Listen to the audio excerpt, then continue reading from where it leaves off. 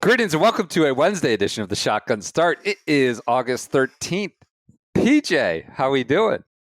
Brendan! Wow, this is the first time. It's the second time. We recorded a false start once out of Brendan, but this is the first time you're all hearing it. We did. That was a big moment for me. Thank you. Thank you for having me. It's good to have you.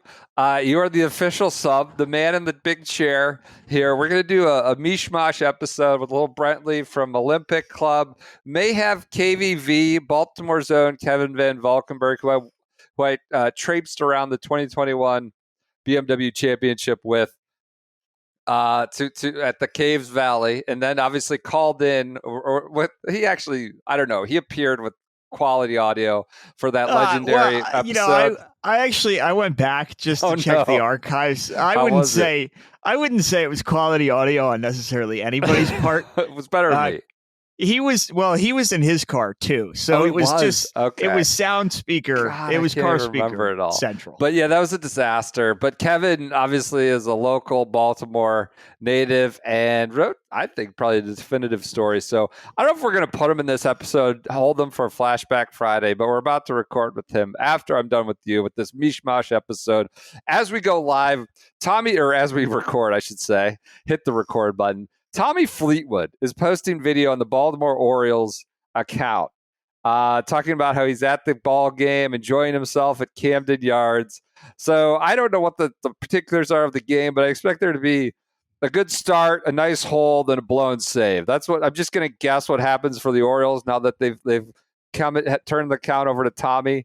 You think that's a match made in heaven, Tommy Fleetwood down at Camden Yards? Well, I will say that we saw Tommy out at PNC Park when we were in Pittsburgh for the U.S. Open. So Tommy's hitting some big ballparks this year between PNC and Camden Yards. Those are two top flight ballparks in my opinion. What? I love that. I appreciate. I mean, that's why we like Tommy Fleetwood. If we're done getting our jokes off, guy wants to. He's obviously. Well, I'm not saying I'm done getting my jokes off, but continue. Baseball may be a little foreign to him still, but he wants to go out. I wouldn't say this is necessarily fine art or high culture, but it's culture. It's not just sitting in your hotel room, perusing Netflix. And I'd say he's recognizable at this point. I love that he's going out and seeing PNC Park and Camden. Those are two of the good ones to see. I think it's great. I also I think a lot of people, you tell me all the time, the locals don't appreciate me down there because I hammered the Baltimore Orioles. My neighbors do not like your newsletter from that proved quite prophetic. Your newsletter prediction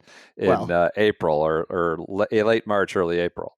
Much like Tommy Fleetwood, I would say the Baltimore Orioles in the Mike Elias era got off to a really hot start, had all these hot shot prospects, and they thought they were the best team in the league, and maybe took a couple holes off in the middle here, didn't quite improve around the edges enough, and started Deion Sanders showboating into the end zone before tripping over themselves. So I think Tommy and Mike Elias might have some common ground on that there. Hey, I got to ask you a question. I put Andy out. I guess I'm leaning in his crutch. Can I ask you a question? Of course, it's your podcast. Just got some alarming intel from Olympic Club. How much would you pay for a burger dog mold? I mean, when I say mold, to elaborate, we're talking about a piece of plastic that essentially you would just mush ground beef into, I presume, to create the dog shape. And these are being sold at the Olympic Club. How much? I don't like hot dogs. It's never a go for it for me. If they're my only option, or if it's like dollar dog night, I'll eat one. I'll just drown it in ketchup, which I know is another hot take that people have, that you can't put a ketchup on a hot dog. But I would eat a burger dog gladly. I would love to try it. Would I pay? No. The molds. No. So if your hands aren't working and you're unable to, I don't understand why you need a mold. No, I would just eat a cheeseburger. $30 is the mold. This is a piece of plastic to mush. They're selling. It seems like extortion. Just, I don't need that. I would merely make a cheeseburger. Right. Or make the burger meat into the dog shaped. Yeah. Why do you need help? I don't know why. Well, that they've got kitchen gadgets for everything. You get. You're not of a. You're not of an age where you've probably been lost in a Sur La Table or a Williams Sonoma, where they got bullshit for any little like gizmo that you want to give to somebody as a stocking stuffer or whatever. But now we got $30 burger mold they're selling at Olympic Club, which I think is just is nonsense. But not nonsense is the BMW Championship. That's where we're gonna go. Well, thank God Andy's not here, because Andy might call it nonsense, but we can get away with that. Why? Because it's not in Chicago? Well, it's not the Western Open. Yeah. I saw, speaking of food in Chicago, Phil Mickelson tweeted that he took multiple visits to Portillo's, I believe is how they pronounce it. Yes. And Andy would talk about it. He would go to this Portillo's, and Phil was on the wall having signed it about how much he loves it. And this was probably in his huskier days, I would say, when Phil was he looks gaunt, as he's taking all this wellness stuff. But in his huskier days, maybe even healthier, I don't know, but probably not as healthy. But he would go to Portillo's and they had it signed. And now he was talking about how he had to go twice because he loves Chicago, whatever that is. Is that hot dogs or sausages? I don't even know. Beef? They do hot dogs, but they do beef too. I've dabbled in Portillo's in my Midwest days. I'm pro Portillo's. Andy is absent, so I could say this. Like Chicago food, their provincial nature of just claiming they make the best. The pizza's nonsense. Get the pizza. It's so fine, but like I think any sort of city claiming like, okay, maybe at one time you were known for your bagels or your pizza, but like globalization has happened, and like you could make the best bagels or the best pizza in like Asheville, North Carolina now, but Chicago people are particularly provincial about this. Look at you, it's a New Yorker recoiling. It's just like I've been to all these places. They just make this up. Like I'm sorry. The bagels are about the water. The bagels is a real thing. I don't want to hear this. The bagels is a real thing. You can't get bagels in Asheville. Pizza, fine. That's fine. You can have good pizza. I've had good pizza that is in New York. New Haven is now claiming they're the pizza capital of the world. I'm out on that. Get that out of my face. But fine. Pizza, I'll give you. Bagels, that's disgusting. That's terrible out of you. There was a great Onion article recently about like or a headline like about Chicago people. Like we made the food, we ate the food, we kept eating the food, and then we got more food. And I saw my good friend Spencer Hall. It reminded him of this like tweet on Chicago cuisine that got like ratioed into, the best thing you could do. It's basically when you really F up the meal, you just call it Chicago style at the end of it. And everybody thinks it's the greatest thing. Andy's not here. We're just going to keep popping Chicago cuisine. Like, you want to talk about the Cubs provincial. Too? You want to talk about the Cubs? PCA looking kind of funny in the light. Looking kind of funny in the light. Somebody was brave enough to say it. Somebody got yelled at. Interesting. Haven't gotten a lot of Cubs phone calls lately.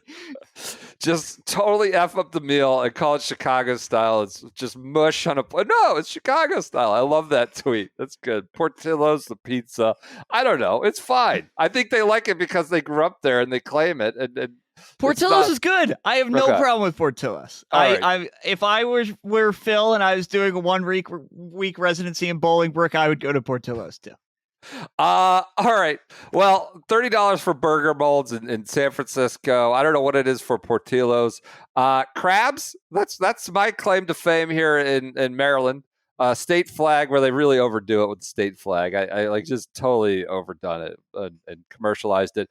But the BMW Championship is at Caves Valley Golf Club in Owings Mills, Maryland. One thing I have like fully adopted is Old Bay. Like as becoming a Marylander, I put that on.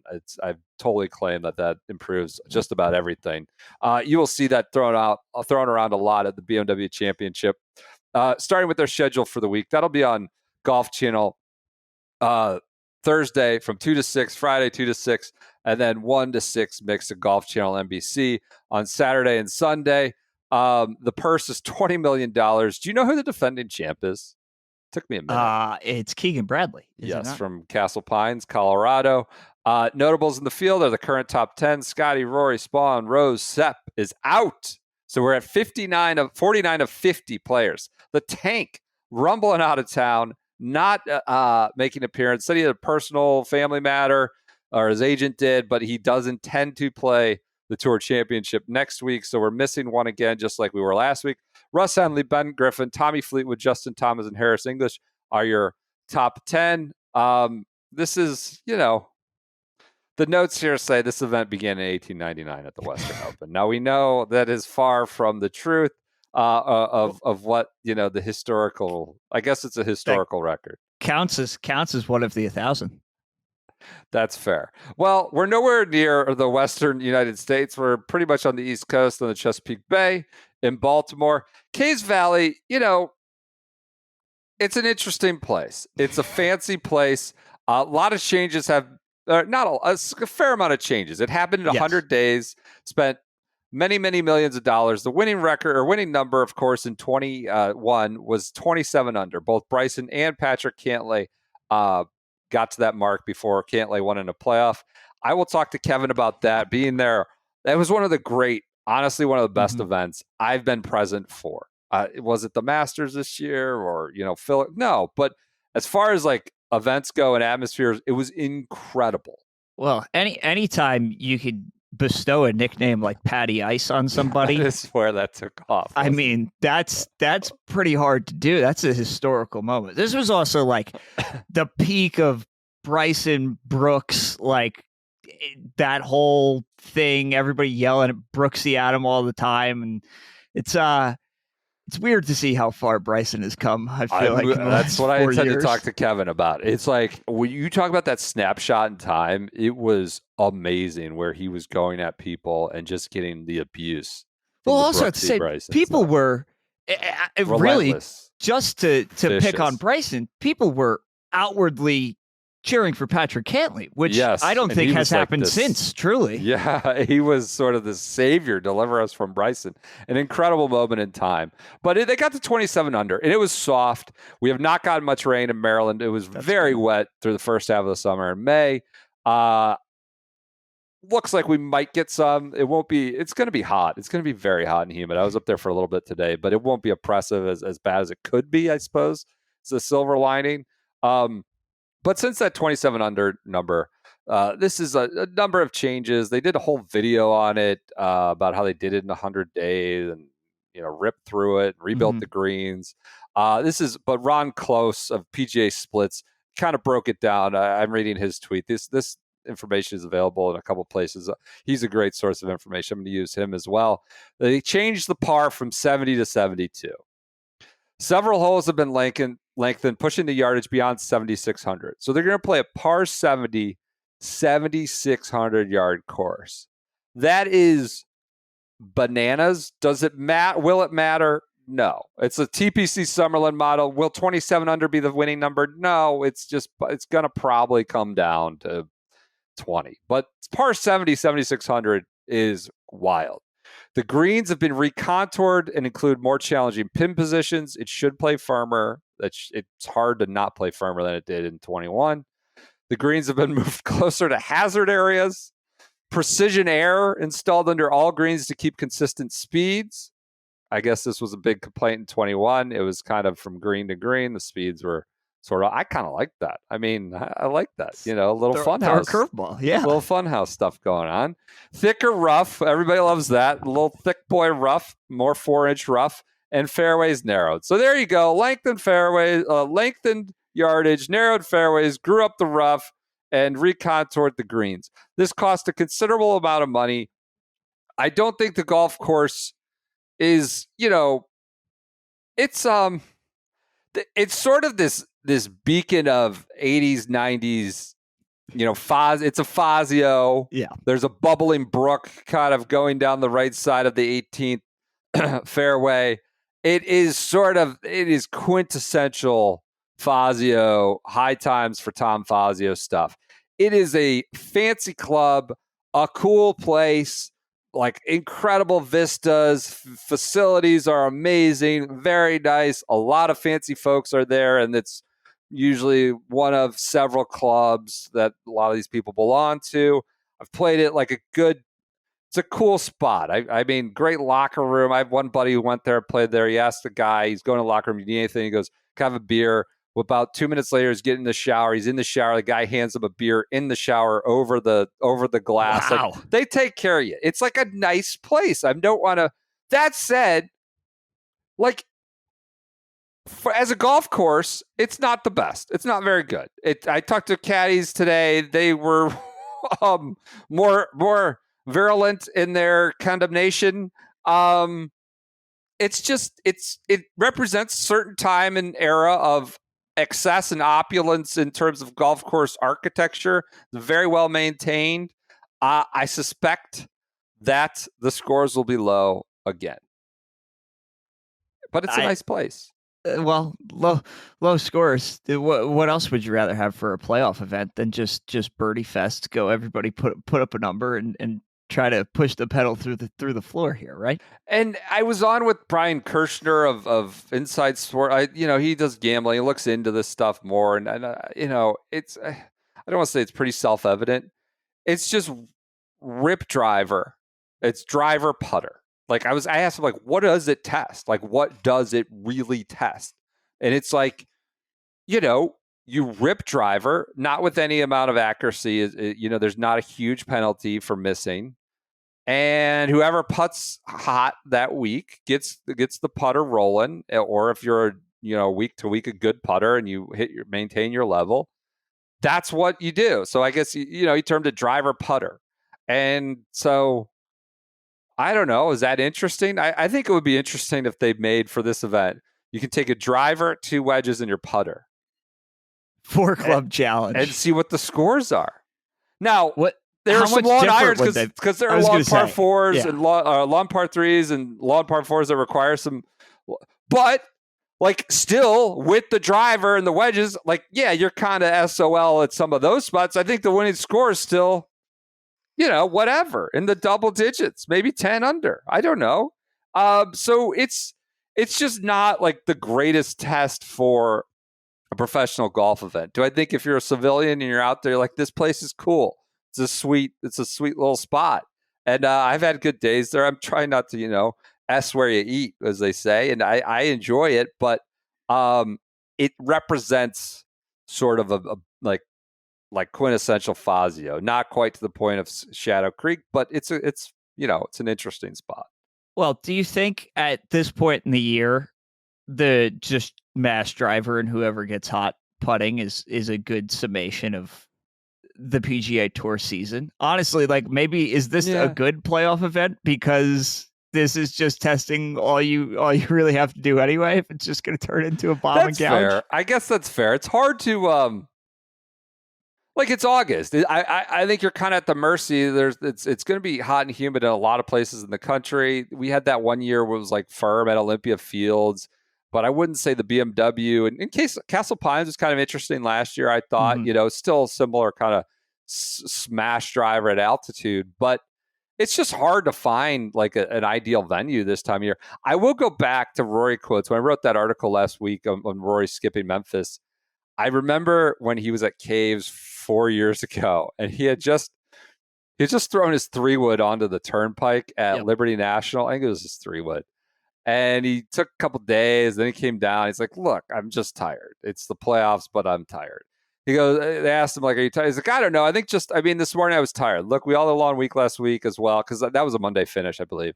But even just summoning up the effort to get out of bed and go to your 7:20 pro MT time took a little more effort today than it usually does. But yeah, just everything. It's a lot of golf. It's hard to feel fresh at this time of the season. It all just sort of catches up with you. I don't know if I could pinpoint one particular thing. It's just sort of everything blended together. Now, I'll say this is analogous to most sports, right? Like, when you're in the postseason, you're usually pretty banged up. The problem there is, like, they are playing for literally everything.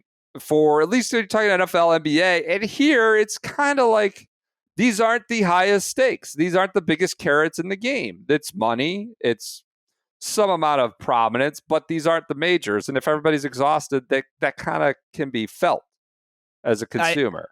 I mean, unlike winning the finals or certainly winning a Super Bowl, like, you think anybody knows that Patrick Cantlay is a FedEx Cup champion unless you're like really dialed in. Like everybody has an idea of who wins the Super Bowl, right? Like, Yeah. I don't think you're comparing this to a real playoff event, especially when, it's I think it's easier maybe to play the Super Bowl in a dome everywhere, or in like Miami where it's going to be 70 degrees, than it is to play in Memphis and in Baltimore where it's going to be like 110 and you're dying of sweat at that point. So then Rory continued, like we're kind of beat up, and that bled into like course setup thoughts, right? Like they want sort of I don't know if they want a pillow, but they don't need to be just battling, wind and firmness and trying to get in the house at the 71 or 72.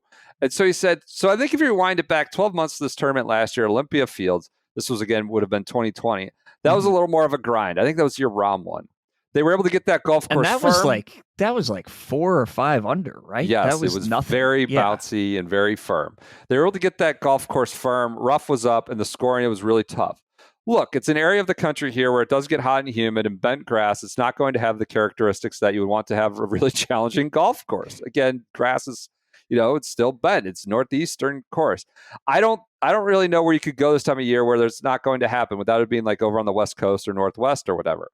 I think certainly the FedEx Cup playoffs are different than the majors in terms of the tour is, this is going to sound a little not bad, but I think it's more of an entertainment product rather than the majors.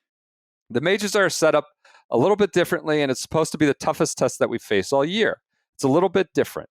A lot of the golf courses we play are uniform, and you get the same conditions each and every week, and players like that. I like that. I like that you don't have to come and spend 3 or 4 days at a golf course learning it every week. And if you're playing week to week, to have setups like this is a good thing. I think there's a practicality in what he's saying. Every week you can't be out there trying to study it like you just got dropped into Oakmont or Portrush or wherever. You can't have that. But when he's making a very clear distinction, and this was 4 years ago. This was sort of I don't want to say smoking gun, but it's like a Rosetta Stone for why this is the way things have to be, or the way things are, at least. And some of it's not exactly enticing. Well, I as you were saying that, kind of just like, it's an entertainment product. The Simpson scene of Mark McGuire flashed in my head. It's like, do you want to know the disturbing truth, or do you want to see me sock a few dingers? It's like, at this point in August, I think everybody just wants to sock a few dingers. Just go at altitude, hit a 500-yard drive. It's going to be catnip for everybody last year. It's going to be driver wedge fest this week. Like, everybody just wants to go out there, sock a few dingers, take a couple weeks off for the Ryder Cup, go to Napa, vacation golf at this point in August. Well, that's just not what you want when you say these are our playoffs. Not at all. This is like we worked all season. This is the points race, and here we are at the end, or the penultimate event. Then we're talking about guys like looking for, they want that nice uniform conditions, and the membership, I think, which is a proud membership and doesn't want to see 27 under win, said, we're going to make some par 5s, par 4s. We're going to grow the rough up, recontour the greens, and make it narrower. It feels like, to use a pop culture Baltimore, like, when Commissioner Rawls in The Wire was like, I want stats. Like, I need good, clean stat. I need these crime stats. Like, they're just cooking the stats, like, right, with these tweaks here and there that I don't know if it's changing the substance on the ground. Like, is the crime level actually changing, or the stats just being juked a little bit? In 10 years, when we go on Wikipedia, the winning score is going to be 16 under, 15 under, and that's all that matters. Context doesn't matter by the next time this goes to Caves Valley. Look, this is not to put a damper on this. I'm actually kind of fine. The crowd will be awesome. The crowd was awesome last time. Like, it was live. Maryland people are kind of savages, quite honestly. Like, UMD fans. There's a lot of pent-up Orioles aggression, so get it out. So I think it'll be a good crowd. I love that it's like this very limited 50-man field, and everybody's here. Scottie, Rory play together. They pair the FedEx Cup rankings guys together. So it's a primo event. It's just, there's a little bit of it's not maxed out energy or competition. Is that No, fair? I still think the most competitive thing about this week, the thing that I think I care about the most, is the top 30 bubble. Like, Sure. realistically, at the end of the day, like, that's the real prize here. If you're in the 25 to 40 region, is can you get to East Lake? Like, that's really what matters at the end of the day coming out of this. That, of course, means you get into the majors next year. There's that carrot. I talked to Akshay a little bit today. He was like, just thrilled to get into the signature cut. So that is another thing, these games within the game that they've added to these playoffs of getting into signature events. Now you get into like the major exemptions that trigger from getting to Atlanta. So I'm pretty excited about it, and I'm excited to be up there. May get a clunker. I don't know, but I actually have a good amount of way more anticipation for this one than I did for Memphis last week, and we ended up with an awesome Sunday at Memphis. Do you have a one and done pick for the BMW Championship? I do. I'm running out of guys, but lengthening the course, playing as a par 70. Guy needs a good week, motivated, hopefully. This is kind of just me rooting for chaos at this point, too. Got her up. Just hammered around there, pounded around. I mean, he was awful last week, so total bounce back, pounded around, make a couple putts, man. He was at the Ravens facility today. Looked like he could. I'm not gonna say he was a middle linebacker. They were next to Ray Lewis, but could you get him in it, like H back? I was going to say like a John tight end Kuhn type. Yeah. I think he could have. Is there a famous Jets fullback? Is there a prominent Jets fullback? Tony Richardson, I would say was a good one. That's a good one. Touchdown Tommy Vardell, Peyton Hillis. I'm trying to think of people from the. Well, I mean, the Ravens got Pat Ricard. I'd get those two lined up next to each other. See what happens. Gotterup's. I mean, he's got. Could have passed as a football player. He's a big boy. He's built. There's some mass there. I don't want to call him. I don't want to say he's like Terrell Suggs or anything, but he's a big boy. I'm going Cameron Young. I don't know if I've used him. Damn right. Just be honest with this. I saw Mr. 1000 from a distance today. I just referred to him as Mr. 1000. The person with me was like, well, who is that? I was like, what are you talking about? Who is that? I'm going Mr. 1000. Well, I was surprised you didn't call him Mr. 642. Or, I was out at just as accurate. I was out at the event yesterday, and I had multiple people come up to me and say that they appreciated that the number gets smaller every time you reference it. And I was like, yeah, in 2 weeks, he's going to be Mr. 2. Like, I'm just talking to my historian friends. That's all I'll say. One thing those burly boys like Chris Gotterup, maybe Tony Richardson, they need a good belt. I mean, everybody needs a good belt when you're talking about it. But if you're in the market for a good belt, you go to mobjack.com, mobjak.com. You get a promo code there with Fried Egg, all caps, one word, Fried Egg. You get 15% off. We've seen video of the Mobjack factory. These are truly American craftsmen. Andy might call them craftspeople in case there were some women involved. There's an extraordinary amount of handwork that goes into every belt, from the cutting of the leather tabs to painting and folding of the edges of the leather to manually sewing the different parts of the belt together, and even debossing of the Mobjack logo. No part of the process is automated, and every detail of the belt is done by a skilled artisan. In one of our first ad reads for them, I said, this isn't some bullshit coming off a conveyor belt halfway around the world. I would say this language was a little more precise to just sort of reinforce how laid much it out. Yeah. American handiwork is put into these in America, with I think 12 people, upwards of 12 people work on each belt. The equipment in the factory are the tools of the old world American craftsmanship, not modern and automated. They're knives, not laser cutters, old world manual sewing machines. So a lot is put into these.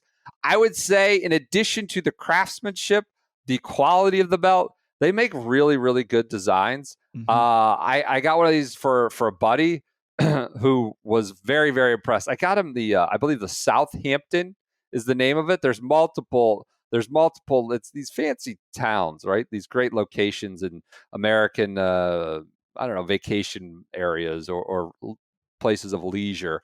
Carmel, Kennebunkport, Southampton, to name a few. They're great designs, lots of various colors that go with multiple different kinds of trousers or shorts, as you were. The one I gave him was like a lightish red that you could wear with a blue short or a khaki. It goes with everything. So go to mobjack.com, mobjak.com. The promo code is Friday. You get 15% off. This is one that we are very fortunate to partner with. I'm like, send more. That they make great belts. So thanks to Mobjack for supporting us this summer.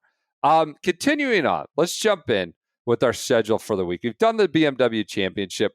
On the LPGA with the Standard Portland Classic at Columbia Edgewater. This is the longest running, I think, non-major LPGA event. This will be on Golf Channel 11 to 1 p.m., which is an interesting time frame for a tournament based in Portland. It's 11 to 1 Eastern on Thursday and Friday, then 6 to 9 Saturday and 4 to 7 on Sunday. They're back from Wales, back from their swing out in Europe, this women's Scottish. And the notables, the purse is $2 million, which is less than the winner singular will get at BMW Championship. The purse is $2 million. Defending champ is Moria Jutanagar. And notables are Celine Boutier, Hannah Green, Brooke Henderson, Jin Yun Ko, Hyron Rue, Yuka Sasso, Lilia Vu, and Angel Yin. This has been sort of had a bunch of different names. Now it's the Standard Portland Classic. And that Columbia Edgewater, which has hosted a lot of it. Any thoughts on the LPGA event this week, PJ? Well, you got 11 to 1. I feel like we're covered on all hours this week. It's kind of interesting between the USAM being cocktail golf again, West Coast, and you're starting midday, early morning West Coast time for this LPGA event. I feel like the schedule for the week is covered quite well. That's right. On your beloved Champions Tour, we have the Rogers Charity Classic. This is a big week. The underserved golf market, or Calgary, as the hockey people call it, or Canadian. Calgary, Alberta, Canada, at Canyon Meadows Golf and Country Club. Featuring Stephen Ames and Mike Weir. They will be sort of on the billboards all around Calgary, the two Canadians in the field. This is on what appears to be tape delay all week, 9 to 11 p.m. A tape delay all the way through. God, the conclusion. This is so disrespectful. It's 11 to 1. They have a 1 a.m. Eastern Sunday night finish on tape delay. Just this disparaging PJ's interest as the USAM and others, the women, the LPGA and BMW, everything jumps ahead of it. That's too bad. 1 a.m. tape delay finish. Notables in the field. Thomas Bjorn back. From I think he got an exemption or something. He did. What was it? Okay. He played in the Denmark event at the DP World Tour. Well, that's this week. So I don't think this is right. I think he's not in the I'm reading the DP World Tour. I'm sorry. I got the raw notables. Champions Tour. You're right. I tried to throw you a curveball there. I tried to see if you're on top of it. Notables: Stephen Alker, KJ Choi, Darren Clark, Padraig Harrington, Miguel Angel Jimenez, VJ Singh, Mike Weir, and Y.E. Yane. And we do have a late entrant, a late addition there is a big notable. What has happened, PJ? Clue us in on the development. Tommy Gainey is turning 50 this week. Big number. 5 Solicitor General. Because he's going to be 50 during play of the tournament, he's allowed to compete in the Monday qualifier, of which he qualified and will be making his Champions Tour debut. He talked to Ryan French Monday Q. He said he's happy to be playing 6,700 yards instead of 7,600 yards. Tommy's got big expectations for himself. So I think this opens Champions Tour minute into an entirely new avenue that we've never necessarily had before. A bevy of content could be coming down the rails thanks to Tommy Gainey. So it's going to be I'm interested to follow along. Ready for 6,500, not 7,500. All right, we could have the Solicitor General up there in Calgary just going ham. And I don't know if I like that. I think you should have to be 50 at the start of the event. Is that fair? At the start of the Monday? Yeah. You got to be 50 to play in the Monday. You think those extra 3 days he's getting is the I difference? think that's an advantage. I think you should have to be 50 when you're playing the qualifier. We talked last week about how they're getting rid of Q School. Q School is all guys who are 49 who are turning That's 50 true. the next year. We got to let him do that. Oh yeah, Soren Kelson was 49 and turned 50 in May. I mean, he. I don't know if I like that. I think you should have to be 50. You're losing a whole year. It's like horse racing, where if you got to have the horse born as close to January, every horse's birthday for racehorsing is January 1st. So if you have a horse born in like May, you're 5 months behind. You're screwed. That horse is dead in the water. So you gotta have your birthday as close to January or as close to December as possible to play in Q School, or else you lose it a whole year. That's the way you're taking this. Tommy Gainey. That's what I'm saying. I think you should have to be 50. I think that's kind of BS. I would expect those grumpy old men who are always hollering about, so-and-so shouldn't get a cart, so-and-so shouldn't get this, so-and-so is playing too slow. Maybe they should call him out. He wasn't. I think it's nice. We still have Monday cues for the Champions Tour at this point. That is nice. Oh, one note I neglected to mention at the BMW is Scottie Scheffler, number one player in the world, number one in the FedEx Cup, will be without Ted Scott for the week. He is using Chris Kirk's caddy for the week. The name eludes me. I'm sorry, of that individual, but it's Kirk's caddy. I just like to say, if the chaplain were all we're told he's cracked up to be, wouldn't he be the guy? You think we get a call from the bullpen on like Saturday night, just being like, I need the guy. Maybe Scottie got hit by that butterfly and was like, nope, I'm out. That's all. That's all I need. That's all he needed. It's a peripheral thing, I suppose. Scottie's still Scottie. It's the course sets up just fine for him. Probably would like a little bit more penalty for not being accurate to level accentuate his skill, but he should be fine. But yeah, it's not great to not have they've been a super team, the two of those guys. I think he'll be all right. Yeah, good. I'm glad you bring a little bit of sense and sensibility to the discussion. Then we have the DP World Tour on the schedule for the week. This is the Danish Golf Championship. This will be coffee golf from 7 to 11 a.m. All first 2 days, and then 6:30 to 11 on the weekend, Saturday and Sunday on Golf Channel. In the notables in the field here are Thomas Bjorn. This is where I was jumping ahead. Ryan Brem. Why? I don't know. Nico Højgaard, Rasmus Højgaard, Francesco Molinari, Pisper Olesen, Jeremy Paul, and Matt Wallace. The purse is $2.75 million. The defending champ was Frederick Lacroix with that sparkling performance last year in 2024 to take home the Danish Championship. The golf course is Furiso Golf Club in Birkerød, Denmark. As we know, Danish golf is just ascendant in many ways. Could be half the Ryder Cup team by 27. So I don't think the Euro team, I would say, is essentially set. 11 are locked in. Well, those Højgaards are just fighting each other. Yeah, Harry Hall. I mean, I watched Harry Hall aim pointing up close today. He's in the top 50 in the FedEx Cup. I mean, that's not nothing. That's better than the Højgaards did. Matt Wallace is like 11th in points. I don't know if he has any chance, but he's up there, which is kind of shocking. I wonder if they honestly just go Nico Højgaard, and it's like, I think that would be the same exact team, right? Wouldn't it be all? I know it would be 0 rookies, but yeah, I think it might be the exact same as Marco Simone. It would be. But on that note, somebody that we were talking about who had 5 seconds of Ryder Cup contention, a Euro that had 5 seconds of Ryder Cup contention. This is R&P's home course. Oh, it is Furiso. So Rasmus Nørgaard Peterson, that's I saw that on Twitter. Sliced Podcast interviewed him, and he unveiled that he knows this place like the back of his hand. So could enter himself back into the conversation, perhaps. All right, interesting. Elsewhere in schedule for the week, we have the USAM. We're going to talk to Brentley here in a minute about that and provide TV times, notables, that whole thing. And we have Live Indianapolis, which should be a big party. We'll talk about that on Friday. It doesn't start till Friday. Talk a little bit about their ratings. They redid their championship format. Live sort of at an interesting spot. Sean Zock had an article today on golf.com about that. But, as they've got 2 weeks left and then go away for another winter of I don't want to say discontent, but uncertainty, trying to figure it out for,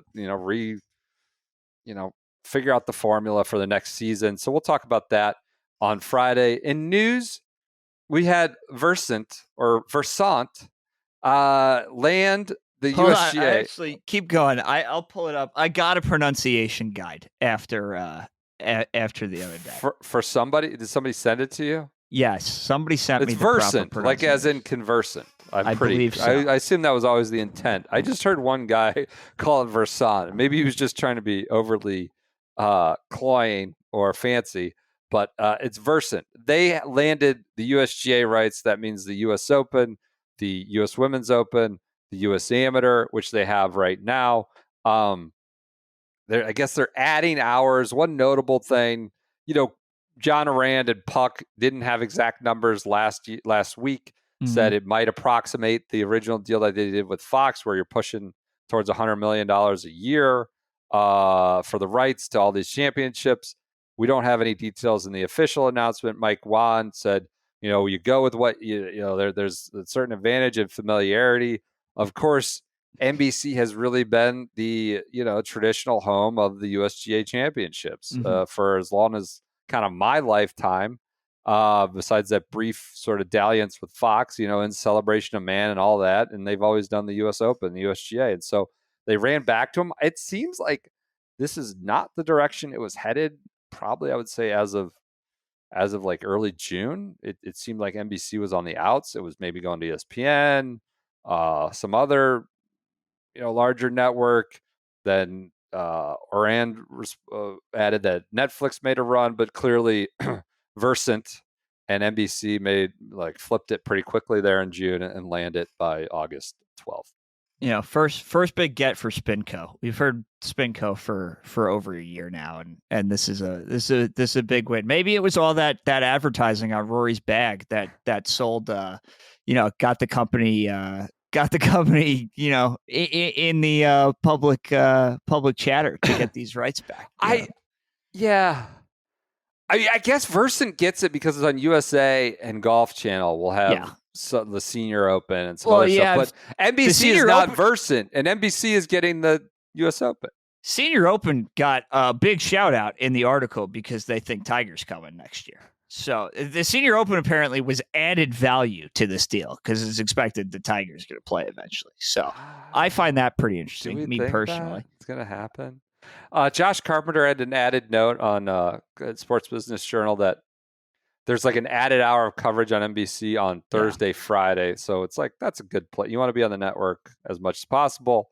So there are added hour, which apparently they're going to move tee times marquee players later on Thursday and Friday so that they are playing on NBC and you don't end up with qualifier dentist playing on NBC late in the extra hour or whatever. This is going to go over so well. I can't wait. We're June talking already. like this is going to be sick. I mean, say you're late early. Are the guys going off at like 3:30 Thursday, and you're sending out the Rorys and Scotties and all these people at late, so they're on NBC? I don't know. I don't know if it's a big deal, but it got a little goofy at LA when they were going off at like 4:00 local. It'll be a big deal to somebody. And I can't wait to see who that somebody is, but it will be a big deal to somebody. I don't know. I'm Versant gets a first deal. Spinco gets its. Yeah. I can't. All these people are smarter and better at their jobs than I am. I'm not gonna. But I listen to Jimmy Pitaro on the Brian Curtis podcast, and like. It feels like we're just on this Byzantine winding path of making stuff up, bundling, unbundling, splintering, and then rebundling. And I can't the whole NFL ESPN thing is a little hard to figure out. It was just a heaping of buzzwords and some sports metaphors. Yes. We're in the first inning, we're in mile 1 of the marathon and these things. And it's like ESPN direct to consumer. Well, what's that? It's just the app. No, but the app is still going to be the same app. It's just app with enhancements. And you have on that app, you have the opportunity to get NFL Plus Premium, not NFL Plus, not NFL Premium, NFL Plus Premium. Like, we're making things more complicated and then rebundling stuff. It's just, these people know what they're doing, and they need to make money, and it's a changing business, but feels like a lot of it's like, if you just stop, and I get they can't. They got to make money. They got to figure out how to evolve the business. They got to figure out how to make money on this. They got to figure out how to evolve the business in a changing landscape, in an ecosystem that's ever evolving, or whatever bullshit you want to say. That was good. When you take 1,000 step, like, it's kind of insane. We're just slapping labels on stuff, plus premium, Versant. It feels overly complicated. They should have kept Spinco. It would have been so much better. No, I mean, the answer at the end of the day, it came out because the NFL and then ESPN got some like WWE rights, and they coincided it with the same like ESPN direct-to-consumer announcement. At the end of the day, it seems like to me, and maybe I'm just reading this entirely incorrectly, as someone who pays for all of these streaming services like ESPN Plus, MLB TV, like all of this anyway. At the end of the day, it's just cable is going to end up being the answer again.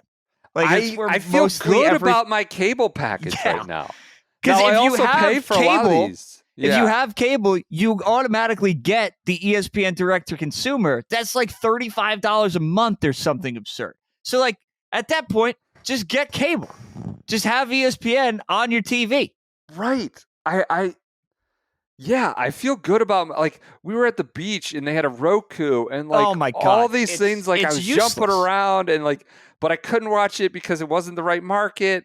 I was like, I think I just want cable. And then I appreciate having the apps, the cable, like the sort of the simulcast app where I can essentially watch my Comcast, you can bring digital that anywhere. TV on my iPad. I don't know. This is an unplanned digression, but just these guys are smart. They know what they're doing. It just, if you step back, it seems pretty like we're making a lot of shit up as the world splinters apart. Well, I mean, if you look at it from a USGA perspective on the US Open deal or the USGA Championships deal, ESPN, now they have the rights to basically everything. And they have a place where they can throw a lot of stuff behind the paywall on Plus.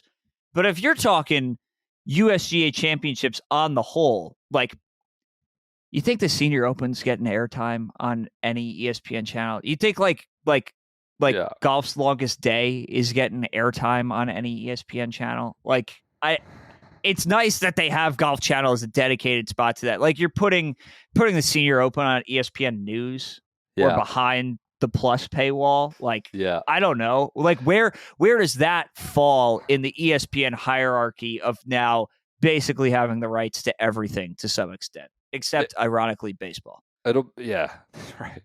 Be interesting to see what happens with the tour rights. I mean, we've had the UFC did whatever it was, $7 billion to Paramount Plus, which makes sense. Like, it's just straight app, right? You get the app there. You don't have to buy Plus Premium or anything like that. Like, it just, that makes sense, I guess.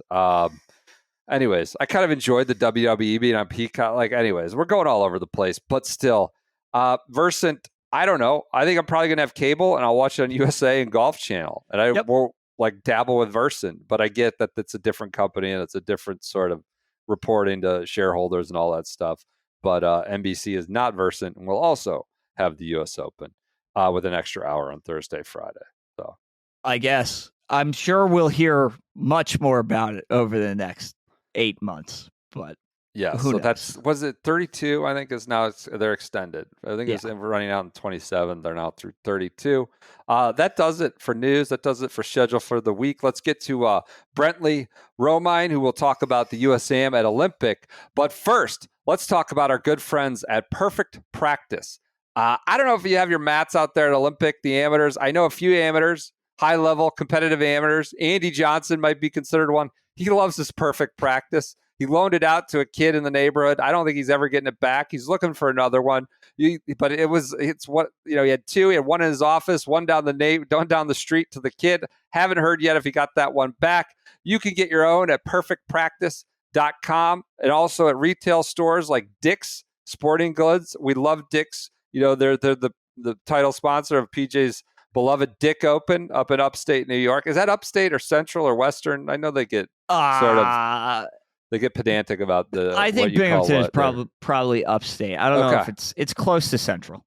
All right. Well, they sponsor that Dick Open, and they also have Perfect Practice putting mats in their brick and mortar stores. But at perfectpractice.com, use the promo code SGS Open. You get 20% or SGS, not Open, just SGS. The SGS Open could get really interesting. We're getting really there. Quick. We've talked about this.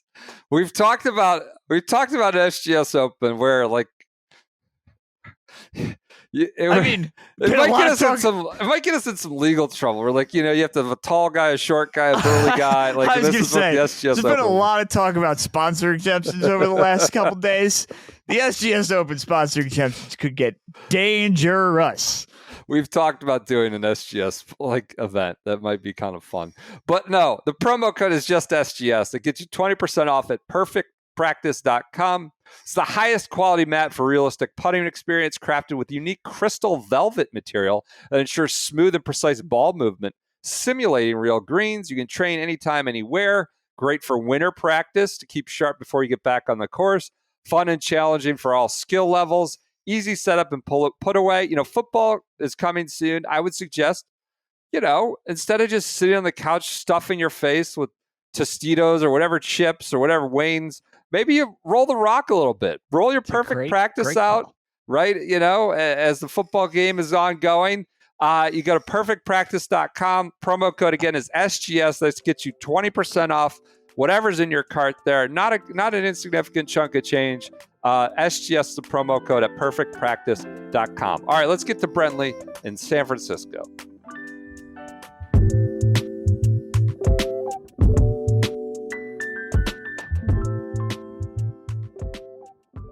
All right, we now get to the portion of the schedule in the week. That's probably the event of the week. I'm just going to nominate it myself. I'm taking the reins. I'm the captain now. Andy's on a boat, maybe being a literal captain. I'm calling it the event of the week. It is the U.S. Amateur. It is at the Olympic Club. It is on, we're going to hit the match play here. It's on Peacock and Golf Channel from Wednesday through Sunday. Just like the Women's AM last week with Bandon. It's a great opportunity for some primetime golf. It's not feasible to maybe put this on the West Coast every year. You'd be omitting a bunch of amazing golf courses in the United States, but feels pretty ideal for primetime golf in these last 2 weeks. So it's going to be 6 to 7 on Peacock Wednesday, 7 to 9, then taking over. And then you got like in the 7 to 10 range on Thursday, 6 p.m. Saturday, which is, of course, the double dose, and 7 to 10 on Sunday is the final. So just know it's going to be on for you around dinner time till 9 or 10, pretty much Wednesday, Thursday, Friday, and Sunday with a little earlier on Saturday. And to bring in, to help us break it down, we bring in none other than the maestro of amateur and college golf. At least he does a lot more than that. For this podcast, he's the maestro of amateur college golf, Brentley Romine from Golf Channel, golfchannel.com. Brentley, you are on the ground, are you not, at Olympic Club? I am here. I'm in a phone booth in the clubhouse on the, I think like the 4th floor. This is a big clubhouse. I don't know if you've ever been down here, but big boy. Yeah. There's a lot of places you could get lost. It's like a congressional. It's not quite as big as congressional, but it's a similar type deal going on. It's quainter than that, but yes. It's kind of like it's like an old school labyrinth. So. Yeah. Okay. So you went to Bandon. You were at the women's. You were maybe at a pint or two with Mega Gane, maybe at the Bunker Bar at Bandon. So you got to cover that. Now you just jetted down to San Francisco. I've been up at Caves Valley all day. We're going to get to notables, but we're obviously 36 holes or near 36 holes of medal stroke play that obviously then sets the bracket, the 64-man bracket for match play from Wednesday through Sunday. I've been at Caves all day. Presume I know nothing. What are sort of the early storylines from the stroke play portion of the championship? Well, it certainly looks like Preston Stout's going to be the stroke play medalist, which doesn't bode well historically. I don't, I Yeah. apologize. I don't have the exact historical numbers on, who's the last medalist to win the USAM, things of that nature. But it's very tough. Like it doesn't happen. It almost never happens. But this is a kid from Oklahoma State who he's already on the Walker Cup team. He was amongst the 5 guys who were named early.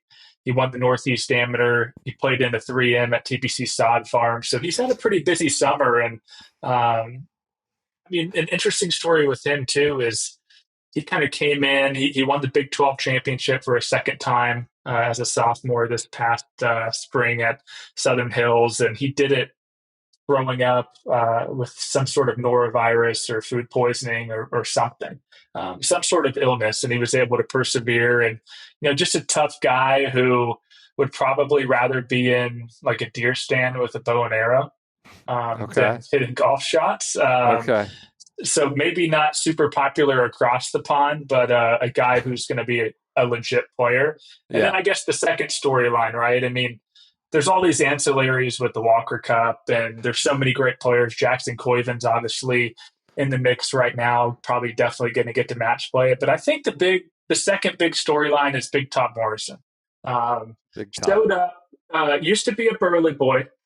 Now he's kind of a slender man. He's lost 20 pounds. He's been on a diet. He had no carbs, no sugar, the last 30 days or so. And he looks good. He looks like a new man. He shot 6 under, and he's gunning for one of those 5 remaining Walker Cup spots. So Preston Stout, Big Tom Morrison, former all Big 12 battle, both played together. They share the same instructor. And then one more interesting thing about Big Tom, he's got Mega Gane's caddy from 2021 Olympic Club when Mega was in the final group on Sunday. Mike Finn, kind of a longtime member, former banker, currently, I guess, unemployed, as he tells me. He plays a lot of golf, but he'll have this is the biggest membership of any club in the entire country. So Big Tom Morrison will have all of Olympic behind him this week. Well, you think all of Olympic. All right. Well, Morrison, what's that? I mean, maybe not all of Olympic. One of the members who caddied for me a few weeks ago, he's on the bag of Matt Vogt, the dentist. Yeah. The dental coach or dental marketer or whatever it was. The Crentist. We like Matt Vogt. Come on. We love Matt. I'm not against Matt Vogt. No, I'm not against him. Hey, Andy's on vacation right now. Yeah. He started his own company. Matt Vogt started his own practice. So he can take vacation to go play the USM. I love it. Love it. You have alluded to it a couple times now, and as we watch match play, and obviously as in the balance in stroke play, is the Walker Cup looms large. I'm not suggesting the instant championship is just merely a means to talk about the Walker Cup because we're going to get to that. But you had it like this is the Walker Cup's always a primo one that you're gunning for, or the elite AMs are looking to make. But this is an especially coveted one, given that it's at Cypress Point Club in about a month or so. You had a primer for your audience and us as well at golfchannel.com earlier, kind of breaking down the roster. A lot of people are doing similar for Goddard and Cam Young and Keegan for the Ryder Cup battle. It seems like there's more room than there are more spots available, but that doesn't mean there's a lot. So where are we at with the Walker Cup? There's 5 qualified. There's 2 more, for all intents and purposes, spots taken, and then 3 open. Give us who's on, who's kind of gunning for the last spots. I'm just trying to figure out who's the Cam Young of the potential Walker Cup first. Is it a Luke Colton? Is it a? I'm just trying to figure that out. I think we're a big Luke Colton supporting podcast, given he's been in one of our videos. We like his dad a lot. He seems to be playing great. Been a great golf, had a great season. So we can call Luke Colton the Cam Young of the amateur ranks. We can get that. Yeah. He might be better than Cam Young. Oh gosh. So who's on already? There's 5 been named. So Coy Boy, Jackson Coyvin, he's on. He's obviously a stud, number 1 amateur in the world. 3 top 11s on tour this summer. Michael Asasso, thunder thighs. Yes, thick boy. Reigning individual champion. Probably going to miss the match play cut here this week by a mile, but he's already on the team. Ben James, the Bon Iver of college golf, escaped to a cabin famously a couple years ago when he was down in the dumps with his game, and he's kind of turned it around ever since. Interesting. He'll be playing his second Walker Cup, which there's always one or two guys, who are like non-mid-ams who will play two. Maverick McNeely played two. There's been a few more. So you got to have some continuity, some kind of holdover every 2 years. I think if you really want to give yourself a chance to hoist the cup. So Ben James will be that guy that they can kind of lean on. And then the second wave of guys who are already on the team, we mentioned Preston Stout, and then Ethan Feng, the British Am champ, trying to become the first guy since Bob Dixon to win both the British and the US Am in the same year, which I feel like you should do some sort of spotlight or flashlight on Bob Dixon. He played at Oklahoma State like Ethan Feng. 1967 won both of those. He was a great amateur player. I think he played professionally, but he was the marketing director of TPC Sawgrass when it was a swamp. So he was the man in charge of selling the very first memberships to TPC Sawgrass. Are all these guys in? No, it looks a little dicey.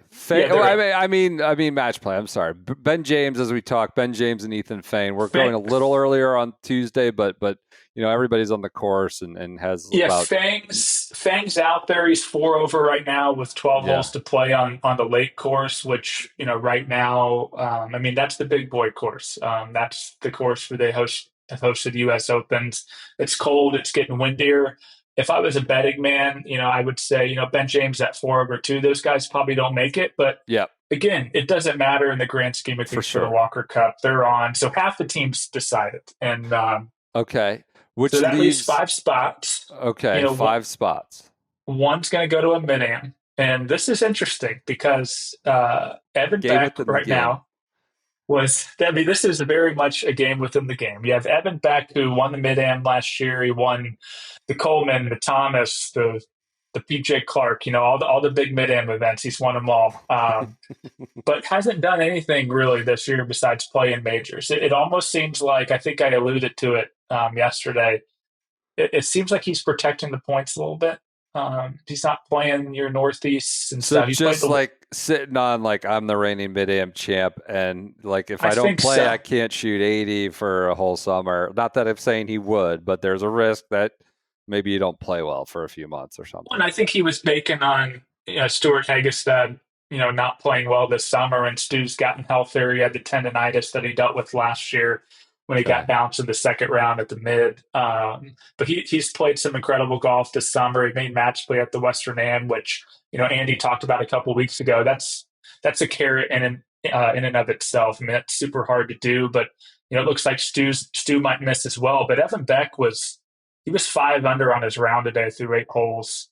Ended up shooting 6 or 7 over after that coming in. He's right on the he's right at 4 over, which I would assume would be the match or would be the playoff to get in the match play tomorrow morning. So he'll have his work cut out, but that's kind of the battle. There's always one mid-am representative. We used to have 2. Do you like that? Do you like the slot? I think it makes sense. I'm okay with it. I think the last time we had 2, we had Mike McCoy at in his 60s and Todd White, and I think one's enough. Granted, if you could have 2 Stuart Hagestads, that would certainly be a bonus. But it'll be one of those 2 guys for one of those spots, and then Big Tom Morrison, I think, is on. Especially after how he's played these 2 days, he's probably a lock. Jace Summey, the Burley boy from Oklahoma, just won the Western. He's going to make match play. He's a lock. So you're really looking at, a handful of guys for 2 spots, whether it be Miles Russell, who, some of us call Benjamin Button. He's kind of like a 7-year-old and a 12-year-old's body, just super mature. Great game. Going to be the youngest, if he makes the team, the youngest competitor. Oh, he's ever. 3rd right now, huh? He's right behind Stout Morrison. Wow. Okay. The only thing about Miles is, match play. I think he told me this earlier. He's 72 holes of stroke play. If the USAM was 72 holes of stroke play, Miles would love his chances. Match play's been something he's tried to, had to figure out a little bit. He's lost to Luke Colton twice in big match play events at the North and South this year, the US Junior. I would say Luke Colton's probably got to get to the final to feel like he has a shot. There's a handful of other guys, but like Wells Williams shot 1 million these 2 days. He's probably ended his hopes.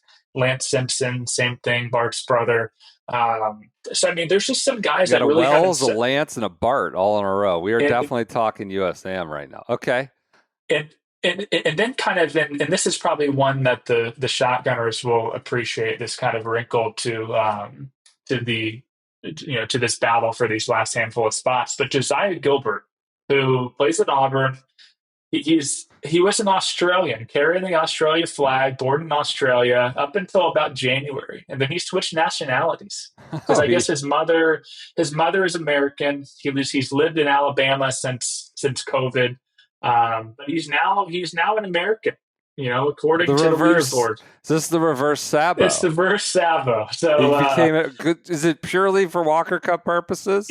I don't think it's purely, but let's just say I don't think that was on the list of cons when he decided to make the leap. But okay. But if I was a betting man right now, gun to my head, who's kind of the leader in the clubhouse for those last 2 spots?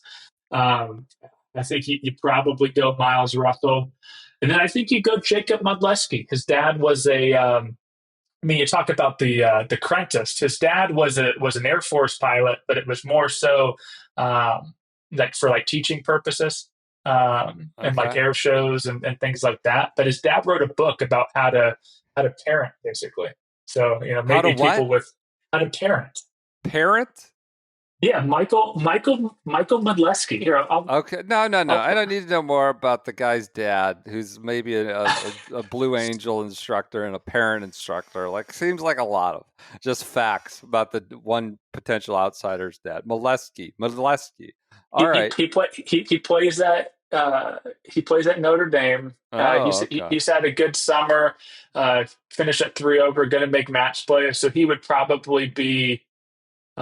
He would probably be my last guy in right now. All right, I found it. The first rule of parenting is to not send your kid to Notre Dame, that cult in Northwest Indiana. Send them to a proper Jesuit school.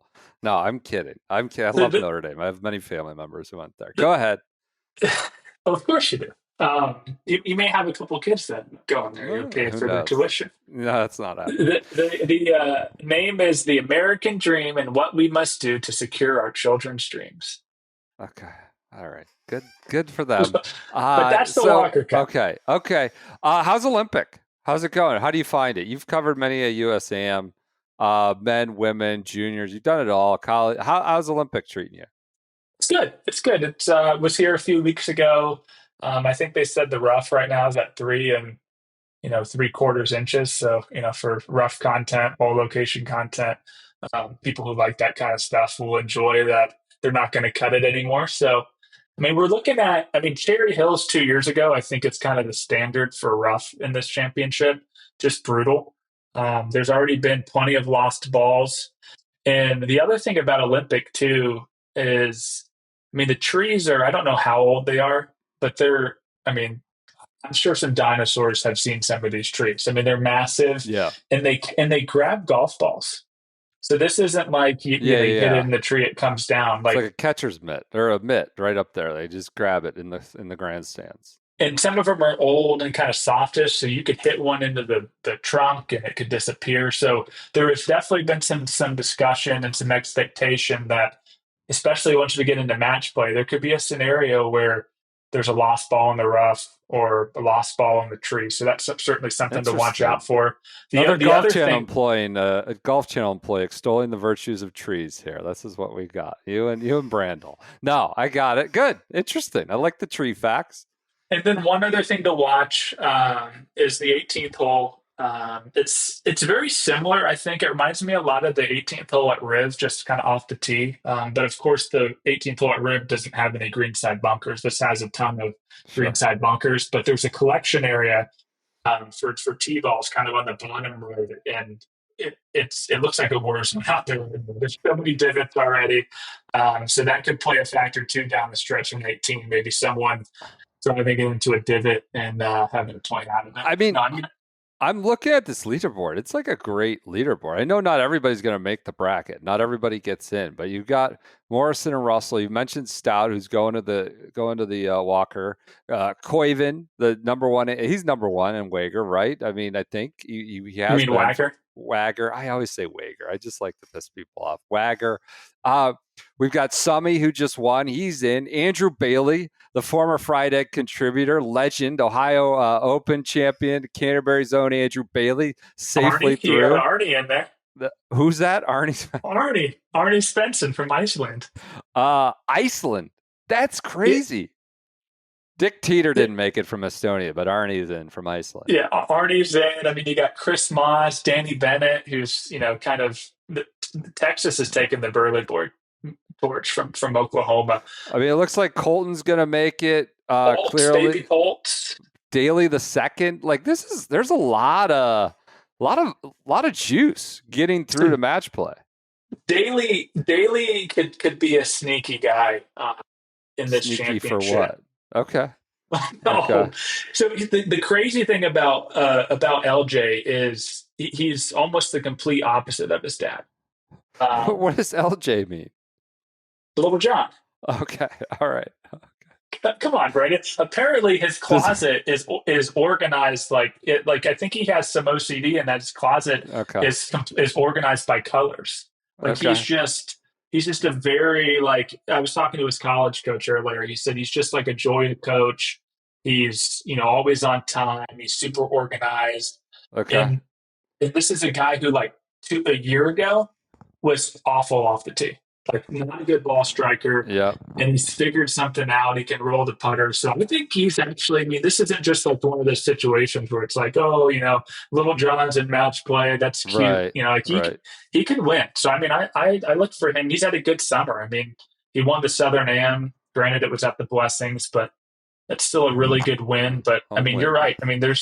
There's a lot of names. Ton. Like all these guys, tankers, all these guys that are up for Walker Tyler Cup. Weaver, Mason Howell, Paul Chang, one of our favorites, the club golfer, riding the scooter every day, emailing the coach. Josh Duane, I can never pronounce Dwayne it. Duane, yeah, the UVA kids. Was he the Cody one who Massa, shot like 95 at Oakmont? Dwayne was the guy who shot 95. No, that's his older brother, George. Was it his? Oh, I was wondering if it was George or Josh. I know there's one of the Dwayne kid. Okay, so a good bracket. Let's get to some notables. I don't know who sent these in, but our mystery man sent some notables in for. Could be you. He's a great guy. He's so funny. You.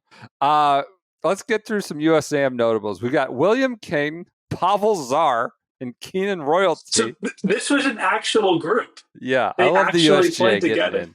USGA getting back to the roots, making some cheeky pairings like they used to. I love that. King, Czar, and Royalty. Then you had John Daly II, Luke Poulter, Trevor Gushevsky, and Malin Potgieter. So sons of PGA Tour legends. Aldrich, at whatever he is, 21, already has a kid eligible for the USAM at Malin. Any relation there? No. And if you look at them, they look nothing alike. Was he a tall drink of water? Okay. Yeah, he's like Dick Teeter. Sam Jackson, Oliver Cage, and Caleb Wilson. The actors. Okay. Noah Goldman, Smith Summerlin, and Jay Mendel. I'm not following. PJ? No. Does PJ got this? What is it? Jay Mendel, Smith Summerlin, or Noah Goldman? It's the PGA Tour group. You have Goldman, Summerlin, and Big that is J. that is a reach. Kobe, this is good. Kobe Valachek, Nathan O'Neill, Tom Fisher, and Grant Doggett. So we got Kobe, O'Neill, Fisher, and Grant Doggett. So those are the Lakers. Bennett McNabb, Hugo Legoff, and Miles Russell. The quarterbacks. Okay, got it. Goff and Jamarcus Russell. Yeah. Andrew Tan, Todd White, Hayes Brown, and Gray. Mitchum, the colors, all very milquetoast colors. Tan, white, brown, and gray. Jonathan Grizz, Matthew Troutman, Travis Wolf, and Wolfgang Glaw. Wolfgang Glaw. Where are these? Who's naming these kids? Jackson Bandelier, Dax Isbell and Niall Shields Donegan. Long ball Larry Donegan, Lawrence Donegan's child. He's doing well too. It looks like he's inside the he's top. playing this afternoon, trying to get into match play. I think that's the musician group. Northwestern. Lawrence I like Donegan, one of the great bass players. You got Flea, Yep. you got The Edge, and you got Lawrence Donegan. I love Lawrence. His kid's a stud too. So good to see he's in it and contending for match play here late on Tuesday. Ethan Fain, Parker Wisdom, and Matt Vogt. Wisdom, Fain, and then the dentist. I like that. I got that one. Evan Barbin, Preston Stout, Ben Coors, and Jaeger Payne. I think Jaeger Payne's going to make match play too. He's a Canadian. Okay, that's good. But that's the name of the tournament. I mean, that's Jaeger Payne. He's name of the week. Good. Jay Summy, Jordan Less, and JP Odland. Is that numbers? Yeah. Parker Sands, Colin Summers, and Winburn Hughes. Winburn. What's that one? Yeah, well, Winburn. That's like the beach. It's the beach group. There we go. You forgot one. Jake Dukenminer, Minier. Jack Duke Minier, Penson Badgett, Jaden Huggins, and Eli Spalding. The college hoops group. I was going to say Huggy Bear, Spalding, Badgett. Who's Penson Badgett? Like Scott Padgett? Oh, Penn. Okay. All right. Last one. Davis Johnson, Clark Van Galen, Tommy Morrison, and Ty Adkins. What am I looking for here? What am I connecting? The TFE group. Oh, Garrett Morrison, Meg Adkins, Clark, and then Davis Johnson, Andy Johnson. That's four There's straight. No Brendans. Brendan Valdez has moved on to greener pasture. So those are your notables for the USAM. It's event of the week. God, I know I've been out at at caves and I know there's room to go still here late in match play or stroke play, but this is a great leaderboard. Is there a bigger juxtaposition than Olympic Club in San Francisco and Caves Valley? And I mean, how hot is it there? It's very hot. Warm. Yeah, could be worse. It was sweaty, and so I was there today, and they have to turn the AC off for the press conferences, which are in like the media center, and apparently it gets to be like 100 degrees, and they got the big lights on the stage, and like these guys are up there, they're just sweating bullets. I was out and about talking to people. Is Glover in the field? Or? He is.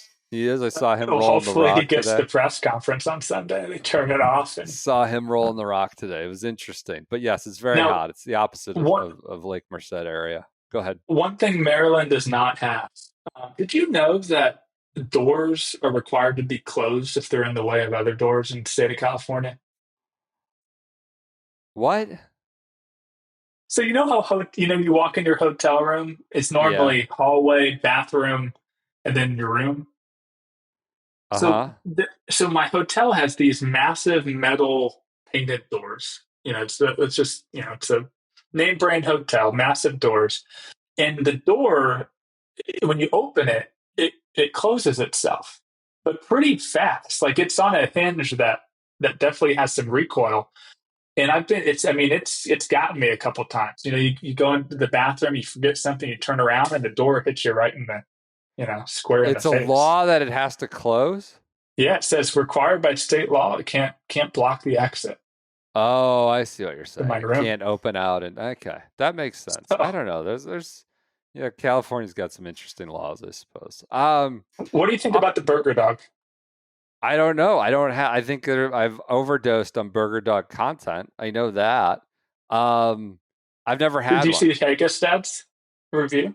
Yeah, he says okay. It's not up to. I kind of liked him zagging. I enjoyed it. He's been getting ratios. He's been getting jammed. Yeah, he does get ratio. Well, I like that. That's what I like. I like people who have a real take, and just because everybody tells you something, you're supposed to like it, and it's famous, this, that, and the other. He gave it his. Don't ask my opinion if you don't want it. I like a little bit of subjectivity based on who you ask, and I'm happy. My personal opinion. What is my personal opinion? That's right. All right. Anything else? Any other stories to watch as we shift off to match play?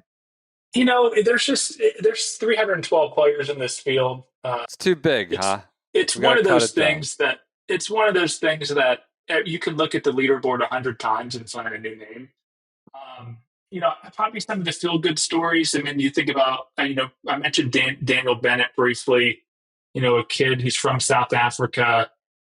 Family moved to Vancouver right around COVID. Their house burnt down. Just lost their family dog. So just kind of a good a kid who's just, I mean, it's the Phil Mickelson Award winner last year at Texas as a freshman. So someone who's had adversity overcome. Those are the us. We like to get into those human interest stories. Yep. Kind of like last week, the Brooke Bierman, the Michigan State girl with her sister.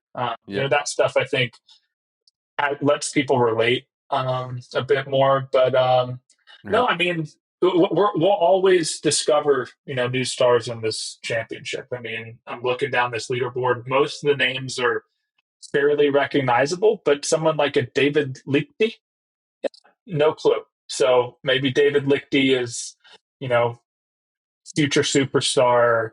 How many of the 312 do you feel like like at least by name? What? Oof. I bet you're up to like 275. 60%. Yeah, 60, I bet you're pretty high up there. You've got there's a lot of facts about with the books qualifying. that their parents have written, and the dog was lost in a fire. All this stuff. I bet you're up there. I don't know Wolfgang Glau though. Okay. Well, where can we read? We can read you at golfchannel.com all week. We'll be on Golf Channel a little bit. We'll look for you. You're a great authority and friend of the program, especially authority on the USAM. So we appreciate you taking the time. It's a great leaderboard. Event of the week. Thank you for previewing it, Brentley. Welcome. Good to be on. All right. We'll follow your work all week.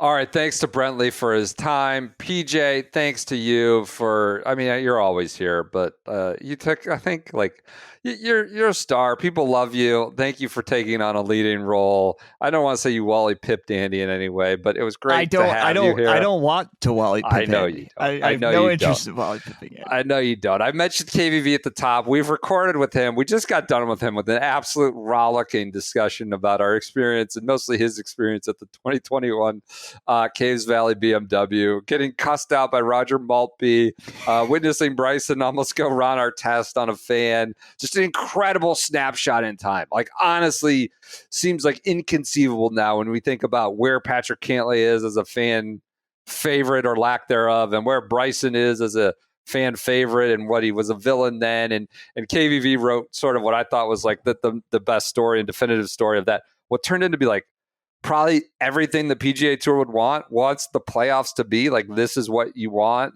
when it came down to Sunday night, like Caves Valley 2021. So we talked to him. That was another 20 minutes. We figured we added that to Wednesday, would have been, an hour and a half. So it's going to be a great Flashback Friday sort of segment we're going to put in on Friday. That will come to you then. Does that work, PJ? That works. Flashback Friday. We'll do some golf advice on Friday. Send your golf advices to sgsgolfadvice@gmail.com. We'll talk a little Live Indianapolis. We'll have this great chat with KVV. We'll talk to you then. Thank you guys. Enjoy your Wednesdays. Enjoy, first rounds of BMW and whatever it is. And we'll talk to you on Friday.